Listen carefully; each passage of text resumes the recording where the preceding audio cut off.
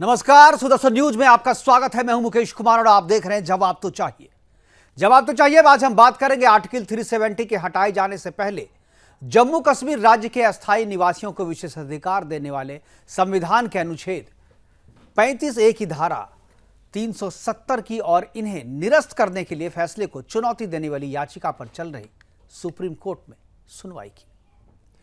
35A के तहत जम्मू कश्मीर के लोगों को मिला विशेषाधिकार किस तरीके से पूरे भारत के नागरिकों के मूल अधिकारों का हनन करता है, यह भी आज हम चर्चा करेंगे।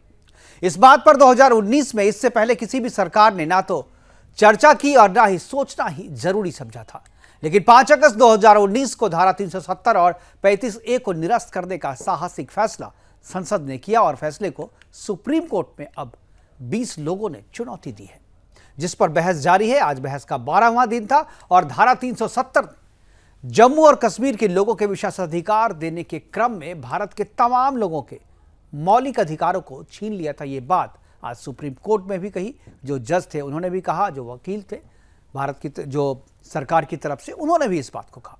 सुप्रीम कोर्ट के मुख्य न्यायाधीश माननीय DY चंद्रचूड़ की अध्यक्षता वाली पीठ ने कहा कि अनुच्छेद 35A, जिसे 1954 में राष्ट्रपति के आदेश से संविधान में जोड़ा गया था, देश के लोगों को कम से कम 3 मौलिक अधिकारों से वंचित कर दिया है।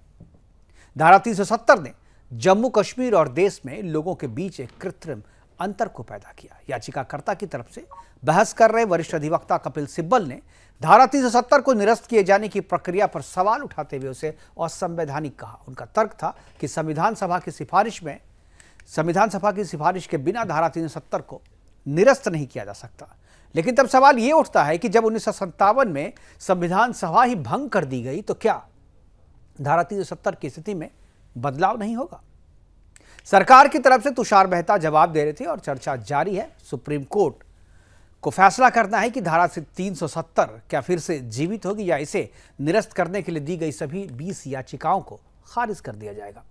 आज अपने प्रोग्राम में हम चर्चा करेंगे कि क्या धारा 370 के निरस्तीकरण के फैसले को चुनौती देना नागरिकों के मौलिक अधिकारों को चुनौती देने के समान है? क्या राज्यों के मिले विशेषाधिकार व्यक्ति के मौलिक अधिकारों को बाधित करते हैं? और सबसे अहम यह कि क्या जम्मू कश्मीर को भारत से अलग बांधने वालों की बोलती भी कभी बंद होगी? करेंगे चर्चा, और चर्चा के लिए हमारे साथ कुछ मेहमान होंगे, उनसे हम आपका परिचय करवाएंगे। लेकिन पहले एक छोटी सी रिपोर्ट देखते हैं। रिपोर्ट के बाद मेहमानों से परिचय कराएंगे और फिर चर्चा की शुरुआत करेंगे।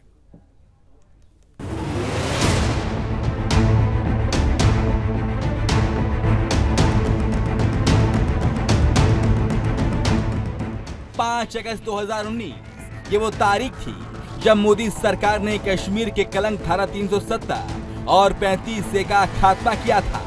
ये वो दिन था जब अमर बलिदानी डॉक्टर श्यामा प्रसाद मुखर्जी के उस मिशन को पूर्ण किया गया था, जिसमें उन्होंने कहा था कि एक देश में 2 विधान, 2 निशान, 2 प्रधान नहीं चलेंगे, नहीं चलेंगे, नहीं चलेंगे। मोदी सरकार के इस फैसले को सुप्रीम कोर्ट में चुनौती दी गई, जिस पर सुनवाई जारी है।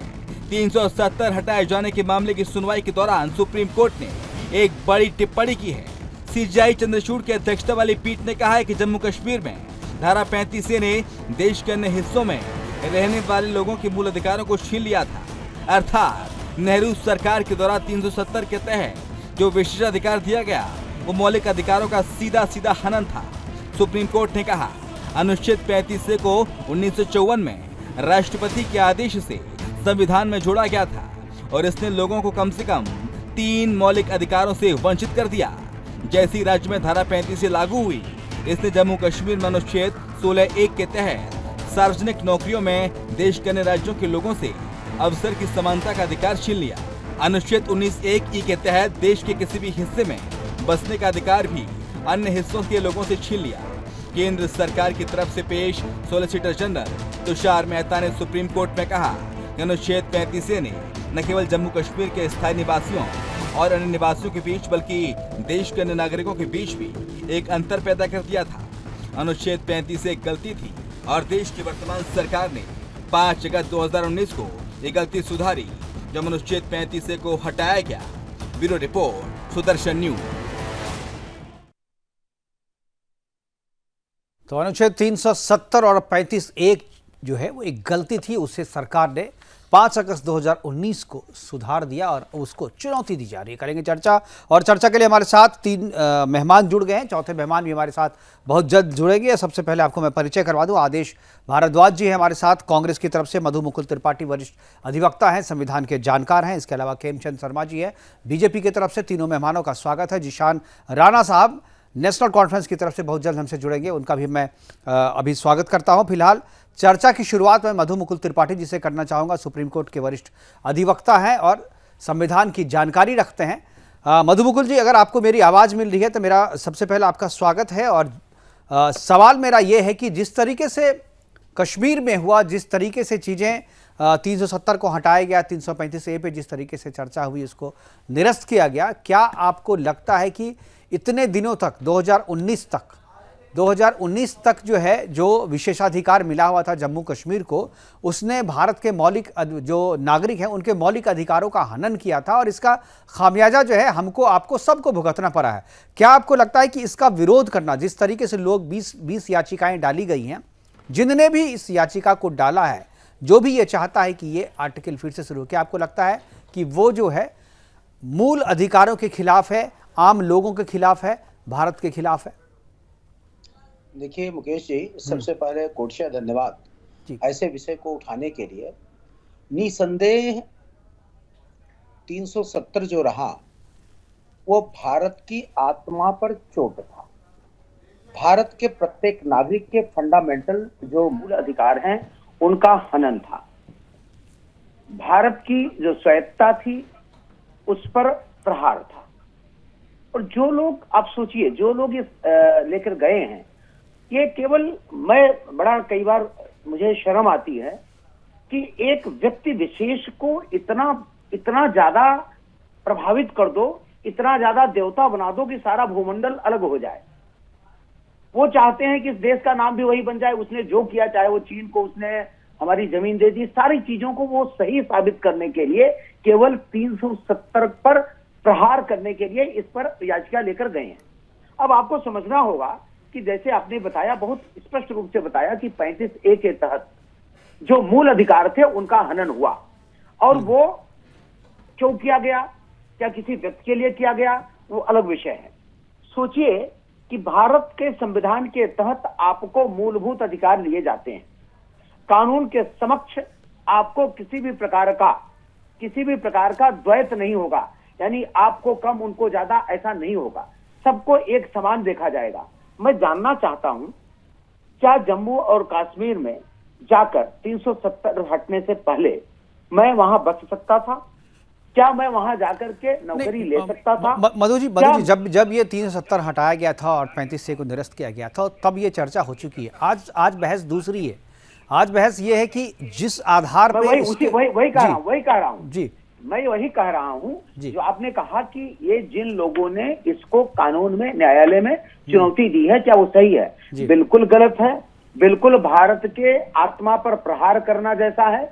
बिल्कुल भारत के जन के, यहाँ का जो सिटीजन्स हैं, उसके मूल अधिकार का हनन करने का प्रयास है ये। बिल्कुल 370 का हटना। लेकिन एक चीज जो कपिल सिब्बल जो दलील दे रहे थे कोर्ट में, वो कह रहे थे कि जो प्रक्रिया है उस प्रक्रिया पे सवाल उठा रहे थे। उन्होंने कहा कि संविधान सभा ने जो कि रिकमेंड किया था 335A को, तो उस संविधान सभा के रिकमेंडेशन के बिना जो है इसका निरस्तीकरण अगर किया जाता है तो ये असंवैधानिक है। प्रक्रिया पे उन्होंने सवाल किया। क्या आपको लगता है कि ये प्रक्रिया, चूंकि संविधान सभा तो फिर 57 में भंग कर दी गई थी, तो अगर संविधान सभा भंग कर दी गई तो उसके द्वारा रिकमेंडेड अगर कोई कानून है तो उसका निरस्तीकरण कौन करेगा? क्या पार्लियामेंट जो है, जो संसद वर्तमान में, क्या इसके लिए एलिजिबल नहीं है? देखिए, संविधान सभा जब है ही नहीं, जो चीज एग्जिस्ट ही नहीं करती, नॉन एग्जिस्ट है, तो उसका अस्तित्व तो नहीं है। ठीक है। दूसरी बात, क्या पार्लियामेंट के पास ये पावर नहीं है कि 370 जो टेम्परेरी प्रोविजन आप पढ़े हैं, बिल्कुल टेम्परेरी में स्पष्ट लिखा है टेम्परेरी प्रोविजन जी, क्या उस टेम्परेरी प्रोविजन को हटाने की उसको शक्ति नहीं है? असंवैधानिक कैसे हुई? यानी कि ये कहना चाहते हैं कपिल सिब्बल जी कि जाइए संविधान सभा का निर्माण करवाइए, फिर उससे प्रोविजन लेकर आइए जिससे केवल एक नेहरू सत्य साबित हो, और कुछ नहीं। बिल्कुल। आदेश आदेश भारद्वाज हमारे साथ जुड़े हुए हैं और आपकी बात को भी सुन रहे हैं। आदेश जी, क्या आपको लगता है कि जो चुनौती पेश की गई है, जो चुनौती दी जा रही है, पिछले 12 दिनों से बहस हो रही है इस पर, क्या आपको लगता है ये समय खराब करना है देश का, अदालत का, और इसको चुनौती देना जो है, मतलब यही अपने आप में बहुत बड़ी विडंबना है कि आखिर कौन से ऐसे लोग हैं और इसको क्यों एक्सेप्ट किया, क्यों इस पर चुनौती देकर इस पर बहस करके समय खराब किया जा रहा है? क्या आप भी ये मानते हैं, क्या कांग्रेस भी ये मानती है कि धारा 370 को फिर से वापस आना चाहिए, फिर से जिंदा कर देना चाहिए? मुकेश जी, ये भारत के संविधान की खूबसूरती है। सरकार ने एक निर्णय लिया, सरकार को संवैधानिक पावर है, सरकार ने धारा 370 को हटाया, कुछ लोगों ने उसका ऐतराज किया और भारत के संविधान में प्रोविजन है कि उनको अगर किसी को ऐतराज है वो जाके कोर्ट में बात कर सकता है, कह सकता है, अपनी बात रख सकता है। तो ये संवैधानिक अधिकार है और यही भारत की खूबसूरती है। दुनिया में भारत को कहीं ना कहीं सबसे अलग बनाती है, यह खूबसूरती है। कोर्ट उसका निर्णय करेगा, फैसला करेगा। ठीक, तो इसमें कहीं किसी को कोई आपत्ति का तो नहीं होनी चाहिए। जो आपका और आपकी पार्टी का क्या स्टैंड है? आप समर्थन करते हैं सरकार के इस फैसले का? हमारी पार्टी का स्टैंड है कि वहां पे जल्द से जल्द चुनाव हो, वहां पे जो है लोगों को मूलभूत सुविधाएं मिले, वहां पे लोगों को रोजगार मिले, वहां के ब्राह्मणों को जो है, जो पीड़ित हैं, जो बेचारे जेल की तरह रह रहे हैं, उनको सुविधाएं मिले। तो फिर तो वैसे लोग जो आपके इस बात का फिर जी उनको गाय भैंसों की तरह बेड़े बांध के नहीं, बिल्कुल सही, मैं आपके इस स्टैंड को जानता था, आप ये कहते हैं, लेकिन फिर बोलता हूं, फिर वैसे लोग जो आपके इस स्टैंड के, आपके इस आइडियोलॉजी के खिलाफ है पॉलिटिकली, उसके साथ आप चुनावी राजनीतिक तौर पे हाथ मिला रहे हैं, एक साथ बैठ रहे हैं और फिर बाद में जाकर के कहते हैं कि हम इस मुद्दे पर चुनाव लड़ना चाहते हैं। कपिल सिब्बल जो है उनके साथ, चूंकि वो अभी समाजवादी पार्टी से है, राज्यसभा के मेंबर, और वो इसकी वकालत कर रहे हैं, तो क्या आपको नहीं लगता है कि जो उनकी जो आइडियोलॉजी है, या सपा जब इसका समर्थन करती है, कांग्रेस जब इसका विरोध करती है, तो फिर दोनों आदमी साथ में कैसे चल रहे हैं? कपिल सिब्बल जी जो है भारत के वरिष्ठ वकीलों में से एक हैं और किसी भी मेंबर ऑफ पार्लियामेंट को वकील के रूप में पेश होने में कहीं कोई दिक्कत नहीं है, उनका व्यक्तिगत निर्णय है। नहीं, मैं इस पे नहीं सवाल कर रहा हूँ व्यक्तिगत, मैं कह रहा हूँ कि एक आइडियोलॉजी वाली भी बात होती है ना। आइडियोलॉजी आपके जब खिलाफ है तो फिर उसके साथ आप कैसे जा सकते हैं? क्या आपको ये नहीं लगता, धिक्कार अंदर से नहीं लगता है कि यार ये इसके साथ हम बैठे हुए हैं, कल बाहर में आकर के ये हमारी आइडियोलॉजी के खिलाफ कोर्ट में जा रहे हैं, जिस चीज़ को हम कह रहे हैं उसके खिलाफ ये कोर्ट में जाके कह रहे हैं, तो लोगों को भी समझ में आता है ना कि आप साथ में केवल चुनावी फायदे के लिए हैं, आइडियोलॉजी दोनों की अलग अलग है। और कश्मीर जैसे मामले पे जब आपकी आइडियोलॉजी अलग अलग है, फिर साथ में आप रहेंगे तो जनता इसे देखेगी, पसंद नहीं करेगी, इसका चुनावी फायदा भी नहीं होगा आपको, फिर भी साथ क्यों है? मुकेश जी, चुनावी फायदा बाद की चीज है। सबसे पहले देश में लोगों को रोजगार चाहिए। जम्मू कश्मीर में अच्छे अच्छे बड़े बड़े सपने दिखाए गए थे, लेकिन वहां तो कोई सपना पूरा हो नहीं रहा। जहां पे सपने पूरे हो रहे थे वहां भी लोग बेरोजगार हो गए हैं। आज महंगाई सब जगह पे है। अच्छी बात है, आपके लिए तो अच्छी बात है। सरकार के सपने, सरकार के दिखाए सपने पूरे नहीं हो रहे हैं, तो आपको उसका पॉलिटिकल फायदा वहां पे होगा। अत्याचार दिल्ली में हुआ, बिल्कुल ठीक है, बेटी बचाओ बेटी पढ़ाओ का नारा देने वाले बेटियों के साथ किस तरह का अत्याचार हुआ सारे देश ने देखा जो है। तो ये जो गठबंधन है, ये गठबंधन बेईमानी के खिलाफ है, भ्रष्टाचार के खिलाफ है, महंगाई के खिलाफ है।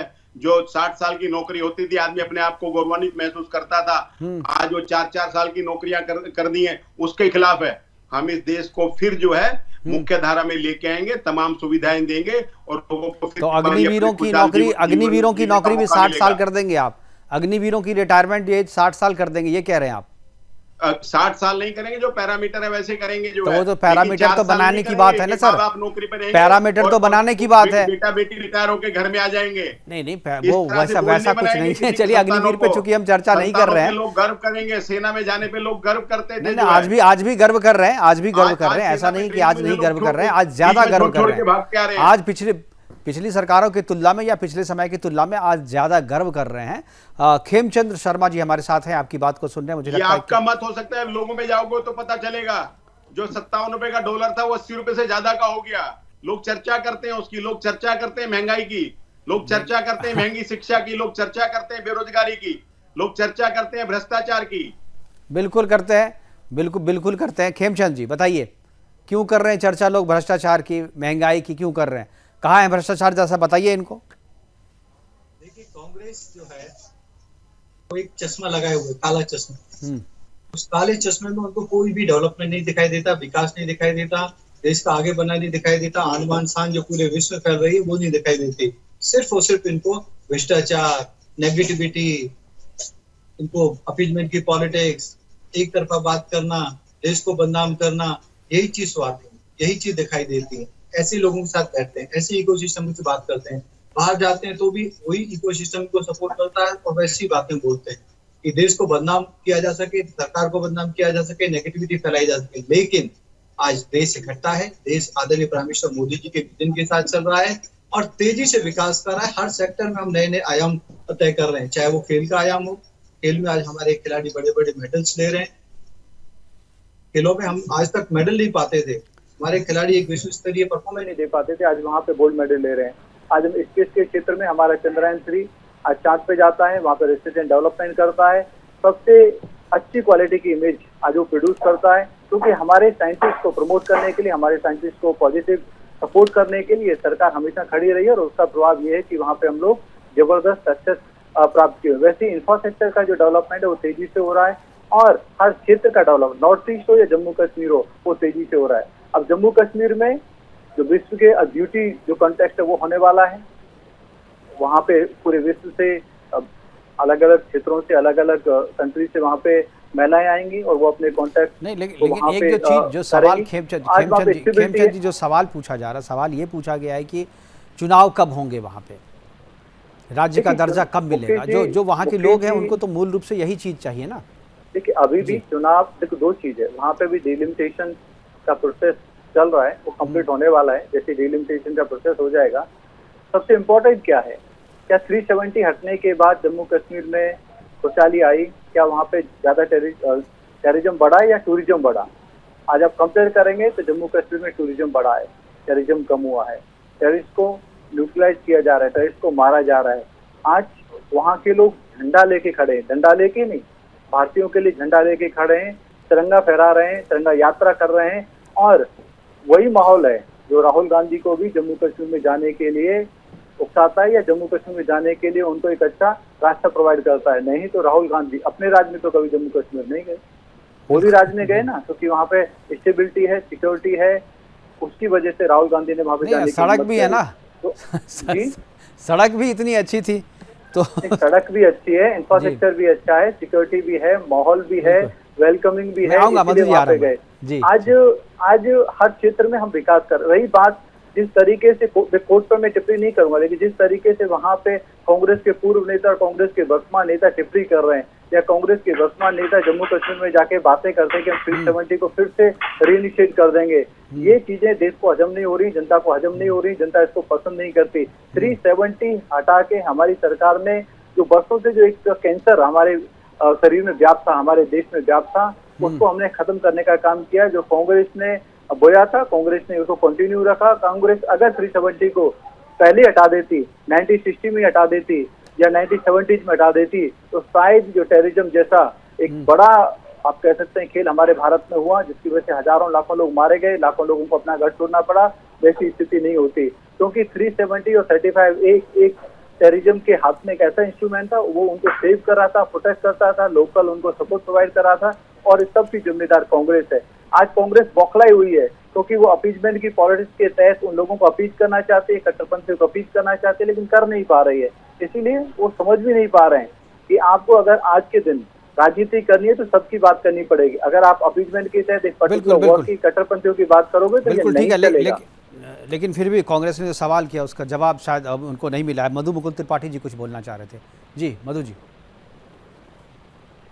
उन्होंने लेकिन दो कंट्राडिक्टरी बात कर दी जी। एक तो उन्होंने बिल्कुल सही कहा कि राष्ट्र का गौरव है, राष्ट्र को खुशी है कि 370 हट गया, किसी भी सरकार ने हिम्मत की। मैं उनको ये भी उनकी बात का सहमत हूँ कि भारत का प्रत्येक नागरिक स्वच्छंद है, कहीं भी जाकर के मुकदमा कर सकता है किसी विषय पर, हारे या जीते। इस बात से भी सहमत हूँ कि कपिल सिब्बल एक वकील के नाते गए हैं, उसका कोई राजनीतिक लेना देना नहीं है। लेकिन इनकी कुछ बातों से मैं बिल्कुल असहमत हूँ। जैसे ही कह रहे थे कि ये हो रहा है, वो हो रहा है। अरे भाई, सारा का सारा अत्याचार तो पहले था, आपके शासन में था, चाहे नेहरू रहे हो। नेहरू के समय तो कितने लोग काट दिए गए, उनको तो अपनी सत्ता की और एडविना की भूख थी, केवल एडविना की चमचागिरी करते रहे। कितने लोग मार दिए गए, हो सकता है हमारे परिवार के भी मारे गए हों, उस पर इन्होंने कुछ नहीं बोला। उन्होंने इस चीज को नहीं बोला कि वहां जो पंडित मारे गए किसके शासन में मारे गए, तकनीकी रूप से कौन उसके लिए जिम्मेदार है, इस पर नहीं बोला। उन्होंने इस पर नहीं बोला कि नेहरू ने 370 क्यों थोपा, क्यों वहां पर फारूक अब्दुल्ला के परिवार को सपोर्ट करने के लिए ऐसी चीजें की, उस पर नहीं बोला। मैं चाहता हूं कि इतने बढ़िया व्यक्ति हैं इन्होंने, देखिए मैं राजनीतिक चीज नहीं बोलना चाहता, मैं राजनीतिक व्यक्ति नहीं हूं, लेकिन नेहरू की भूलों को भूल नहीं सकता है समाज, ये देश नहीं भूल सकता।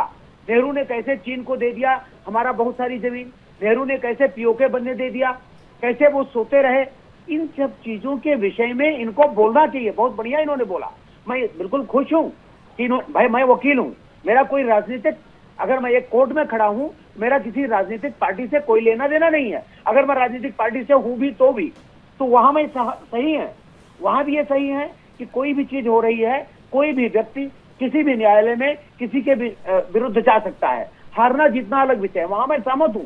जिस साफगोई से, जिस सत्यता से, जिस स्पष्टता से इन्होंने ये बात रखी, उसी स्पष्टता से इनको कहना था कि हाँ 370 नेहरू की भूल थी, पीओके नेहरू की भूल थी, अक्साई चीन नेहरू की भूल थी, 370 न हटना नेहरू की भूल थी, हिंदू कोड बिल लाना नेहरू की भूल थी, यूसीसी न लाना नेहरू की भूल थी। इस पर नहीं बोला इन्होंने, ये मेरे लिए थोड़ा सा अब बोलेंगे। अब सुन रहे हैं आदेश भारद्वाज जी सुन रहे हैं आपको, मुझे लग रहा है कि जवाब देना चाहिए। अच्छा लगे मुझे जी, इन्होंने बहुत अच्छी बात कही, आदेश इस विषय पर बोले ही नहीं है। आदेश मुकेश जी, जी मैं वकील साहब का आदर करता हूँ, वरिष्ठ एडवोकेट है, लेकिन सच्चाई में उन्होंने कहा कि ब्राह्मणों के साथ किस तरह का अत्याचार हुआ, किसकी सरकार थी, तो मैं बड़ी जिम्मेवारी के साथ आदरणीय त्रिपाठी जी को बताना चाहता हूं कि उस वक्त वीपी सिंह जी की सरकार थी और भारतीय जनता पार्टी के समर्थन से वो सरकार चल रही थी। और जगमोहन जी उन्होंने तकनीकी रूप से सरकार में पैदा हुई या वो समस्या राजीव गांधी जी की सरकार से शुरू हुई? क्या वो समस्या इंदिरा गांधी जी की सरकार से शुरू हुई? वो समस्या जी की सरकार में शुरू नहीं हुई, उस समय वो परफॉर्म हुआ बस, लेकिन वो समस्या राजीव गांधी जी की सरकार में क्रिएट हुई, वो समस्या नेहरू जी ने बनाई। जो हमने प्लानिंग किया था, एक कदम आगे नहीं बढ़ी सरकार जो है। जो मनमोहन सिंह जी के समय में हमने वो जगह आइडेंटिफाई की थी और वहां पे हिंदुओं के लिए कॉलोनी बना रहे थे, मकान बना रहे थे, एक कदम उससे आगे नहीं बढ़ी जो है।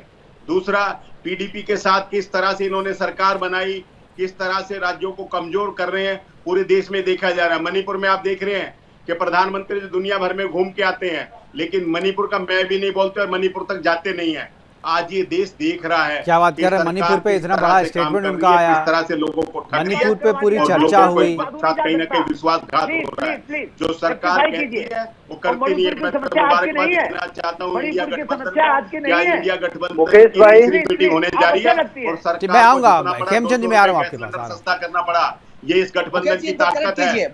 मैं आ रहा हूँ मधु जी, मैं आ रहा हूँ, इनको बात पूरी करनी चाहिए जी। जो लोगों से लूटा जा रहा, आज 60 साल से सीनियर सिटीजन रेलवे में जो बेनिफिट मिलता था, सरकार ने सारा छीन लिया उनसे जो है।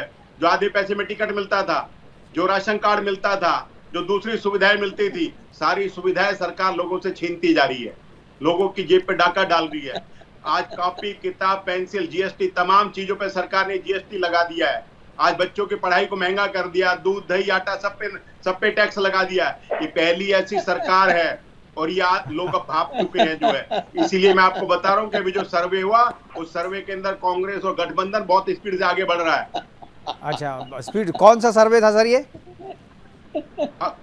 अभी जो आज तक ने दूसरे चैनल में भी सर्वे दिखाया 4 दिन पहले जो अरविंद केजरीवाल का सर्वे, तो उसमें तो अब आप लोग हार रहे थे, सरकार तो एनडीए की बनती दिखी उसमें 41-43% दिखाया जो है, 49% में। ठीक है सर, लेकिन है तो आप विपक्ष में ही ना, है तो आप विपक्ष में ही ना। देश के लोगों में बदलाव है, ये देश के लोगों में बदलाव है, क्योंकि राजस्थान में हमने 500 रुपए का सिलेंडर दे रहे हैं गैस का, हम लोगों को ठग नहीं रहे, लोगों के साथ खड़े हैं। लोगों के लिए बात है सर, अच्छी बात है, अच्छी बात है। ठीक है, मैं आज मधु जी आऊंगा। खेमचंद जी कुछ बोलना चाह रहे थे, खेमचंद की तरह लोगों को मुर्दा, ठीक है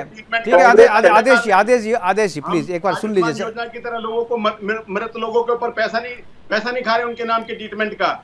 ठीक है सर, आप पता नहीं कहाँ से डेटा ले आते हैं आप। नहीं बना रहे। आदेश जी आप सुन लीजिए जी। मुकेश भाई, नेता और नीति की कमी की वजह से कांग्रेस कंफ्यूज है, वो समझ नहीं पा रही है। कभी उनको लगता है कि 370 हटा के सरकार ने सही किया, कभी उनको लगता है गलत किया। कभी वो फिर से जो उनकी एक, आप कह सकते हैं, जो उनका रूटीन है, जो उनकी एक आदत रही है, उसके अनुसार फिर से अपीजमेंट की पॉलिटिक्स में जाते हैं। फिर उनको लगता है नहीं नहीं कुछ ज्यादा हो गया, चलो मंदिर चलते हैं, थोड़ा सा हिंदू बन जाते हैं। तो ये पूरी तरीके से कंफ्यूज हैं, ये तय नहीं कर पा रहे हैं कि आदरणीय प्राइम मिनिस्टर मोदी जी को कैसे रोकना है। और राहुल गांधी जी जो एंटी इंडिया इकोसिस्टम है, उसके बहकावे में आके अनाप बातें कर जाते हैं। कभी वो देश को बदनाम करते हैं, कभी सेनाओं को बदनाम करते हैं, कभी कहते हैं मुस्लिम असुरक्षित है, कभी कहते हैं ऐसा हो गया, कभी कहते हैं वैसा हो गया। जब तक आप कंस्ट्रक्टिव राजनीति नहीं करोगे, सकारात्मक राजनीति नहीं करोगे, आपकी एक्सेसिबिलिटी नहीं बढ़ेगी। आप 2036 तक ऐसे सपने देखते रहो कि हम 1% ऊपर बढ़ गए, 2% अब नीचे हो गए। आप सांप सीढ़ी का खेल खेलते रहो, आप 1% ऊपर बढ़ोगे, 4% नीचे गिर जाओगे, क्योंकि आप मुद्दे नहीं उठा रहे। देश का आज मुद्दा क्या है? देश आज मोदी जी से कनेक्टेड है, क्योंकि मोदी जी आम आदमी से कनेक्टेड है, आम आदमी के लिए काम कर रहे हैं। आज आम आदमी को क्या चाहिए? अगर आम आदमी गरीब है तो उसको भोजन चाहिए, भोजन देने का काम मोदी जी कर रहे हैं। आम आदमी को क्या चाहिए? अच्छा स्वास्थ्य चाहिए, आयुष्मान भारत के तहत अच्छा स्वास्थ्य देने का काम कर रहे हैं। आम आदमी अगर काम कर रहा है तो उसको क्या चाहिए? सस्ता लोन चाहिए, तो सस्ता लोन देने का काम आदरणीय प्राइम मिनिस्टर मोदी जी कर रहे हैं। चाहे वो किसान हो, किसान को बहुत ही सस्ता लोन दिया जा रहा है। वैसे विश्वकर्मा योजना के तहत जो हाथ के कारीगर हैं उनको भी सस्ता लोन देने का काम आदरणीय प्राइम मिनिस्टर मोदी जी कर रहे हैं। मुद्रा के तहत 40 करोड़ से ज्यादा लोन दिए गए हैं। युवाओं को एम्पावर किया गया है, यूथ को एम्पावर किया गया है, महिला संगठनों को एम्पावर किया गया है, और वो अपना काम खड़ा करके खुद को भी रोजगार दे रहे हैं, दूसरों को भी रोजगार दे रहे हैं। आज हमारे जो साइंटिस्ट हैं उन पर विश्वास जगाया जा रहा है कि आप फेल भी होते हैं, कोई बात नहीं। आप चंद्रयान 2 100% हमारा संभव नहीं हुआ या कामयाब नहीं हुआ, कोई बात नहीं। आप चंद्रयान 3 की तरफ जाएं। तो ये सारी उपलब्धियां क्यों हो रही हैं? आज विश्वास है, आज सपोर्ट है, आज हैंड होल्डिंग है, आज कंस्ट्रक्टिव विजन है, आज एक पूरा रोड मैप है, और उसके आधार पर सरकार काम कर रही है। जो लीडर कमिटेड है वो पूरे देश को एक नीति की एक दृष्टि से देखता है, ठीक है सर, लेकिन जो सवाल हम लोगों ने शुरुआत में ये किए थे कि क्या किसी राज्य को मिला हुआ विशेषाधिकार जो है, स्पेशल स्टेटस जो है, वो व्यक्ति के अगर मूलभूत अधिकारों का उल्लंघन करता है या उसका हनन करता है, तो फिर इसके लिए जिम्मेदार कौन है? क्या इस तरीके के सभी अधिकार जो किसी भी स्टेट को विशेषाधिकार मिला हुआ वो कहीं ना कहीं किसी न किसी तरीके से व्यक्ति के मूल अधिकारों का हनन करता है? क्या आपको लगता है कि इसको सारे विशेषाधिकार जिस किसी भी राज्य को मिला है उसको खत्म करना चाहिए, कर्टन करना चाहिए? बिल्कुल करना चाहिए, लेकिन इसमें कंपैरिजन करके कांग्रेस की जो गंदी नीयत है, मैं आपको बताता हूँ। 370 से 371 को रेज कर दिया ताकि नॉर्थ ईस्ट फिर से जलने लग जाए, नॉर्थ ईस्ट में फिर से समस्या क्रिएट होने लग जाए। अरे 370 की वजह से हमारे जो SC/ST वर्ग है उनको जो हमारी नेशनल पॉलिसी है उनका फायदा नहीं मिलता था, वहां पे उनको रिजर्वेशन ही नहीं मिलता था, उनको आइडेंटिफिकेशन नहीं मिलती थी। और 35A और 370 की वजह से अगर कोई भी बच्ची जम्मू कश्मीर की भारत के किसी दूसरे राज्य में शादी कर लेती, उसके सारे अधिकार खत्म है। वहीं वो पाकिस्तान के किसी व्यक्ति से कर लेती थी तो कोई अधिकार खत्म नहीं हो रहे, बल्कि उसको नागरिकता मिल जाती थी। मैं इसमें चाहूंगा, मैं प्रोग्राम को वन साइडेड वहां पे चीजें थी, तो जिसको खत्म करना बहुत की तरफ जरूरी बढ़ रहा। मैं मधु मुकुल त्रिपाठी से इस पे जो है एक आखिरी कमेंट चाहता हूँ कि क्या राज्यों को मिलने वाला, लद्दाख के सांसद ने कहा पार्लियामेंट में जी कि हमारी टेरिटरी में कब्जा हुआ है, वहां के SP ने कहा कि हमारी टेरिटरी में कब्जा हुआ है, वहां के चरवाओं ने कहा कि जहां तक हम अपनी गाय भैंसे बकरियां चरा के लाते थे अब वहां तक नहीं जा सकते।